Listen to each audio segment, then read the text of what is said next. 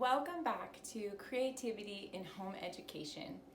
This is chapter 2, and we're going to talk about freeing your mind. So you remember in the movie The Matrix when they want to get Neo to jump all the way across, buildings, and they tell him you need to free your mind. Well, this is often what it's like approaching home education at the very beginning. All of us have been sort of preconditioned to think of education happening in a certain way. It happens in a classroom, it happens in front of a desk, it uses certain textbooks. This is how we tend to think about home education. But for this chapter, I need you to sort of close your eyes and think about what if education happened in many different ways and in many different places and under many different sets of circumstances. So this is really a tough one. There's a lot to overcome in this. But when you look at the history of education, you see that education happened in many different ways in the past. There was the one-room schoolhouse. There was education that happened when children weren't even able to go to school, but just learned by helping out, like on the family farm or things like that. And then you look at the different ways education happens in other countries, and you find that there are a wide range of ways that we learn as people. Now, there's been many studies done on it, and one of the ways that children learn the best is through play. And it goes against everything in our nature and in our culture, because we think that work and productivity are signs that learning is happening. And so one of the things that I had to fight the most is that idea of doing it the way everyone else told me to do it, or the way that my mind told me to do it, or the way that culture told me to do it. I had to start at the place of giving my mind freedom so that I could be creative, to say, wait a minute, what do I really want my kids to learn in the first place? I want them to learn to be kind people. I want them to learn to be hospitable. So a lot of times when they were younger, we learned by having tea parties, and we did math by counting our snack and playing with it and adding and subtracting and multiplying M&Ms or snacks. And so I just want to start at that place of giving you the freedom to not have it look like a traditional school setting. Also, this is really important because in order for you to really excel in this place, you have to give yourself the power to choose. What that means is that you can try a certain curriculum and maybe find that it's not working the way that you planned. And so you have the power to choose something else.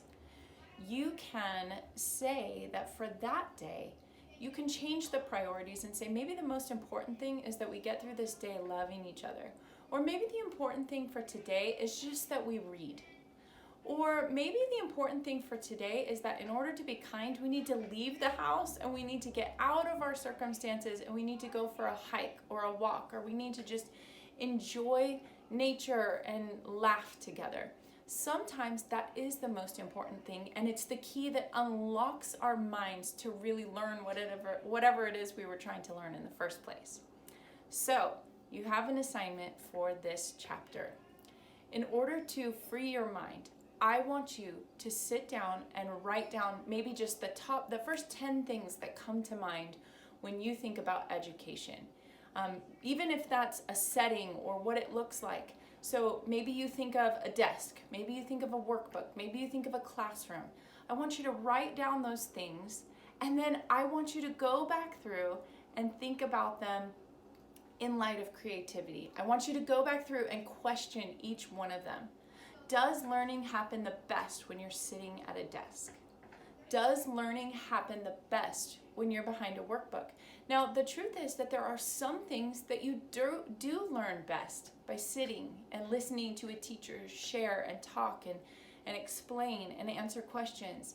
There's some things that you do learn from a workbook, but there's also a lot of things that you don't.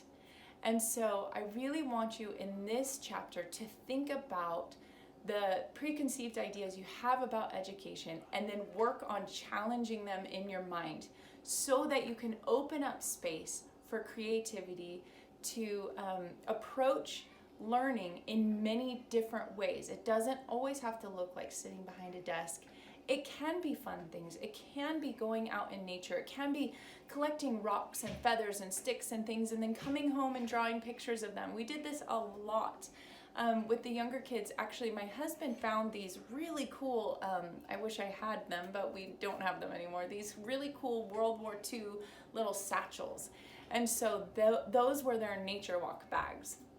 And so oftentimes when I could just see that everybody was checked out and nobody was really getting anywhere with their learning for that day, we would just take off and say, let's go on a nature walk. And they would collect things and put them in their satchel.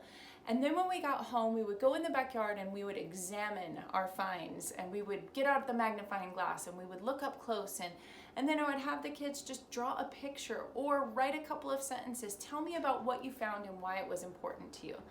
And I found that on those days, we ended up not only learning much more than I ever set out or planned for, but we also ended up having a day that had a lot of harmony and peace flow into it when that wasn't the way it was starting out. So again, I want you just to write down the ideas you've had about education, and then I want you to challenge them. And that'll get us ready for our next chapter.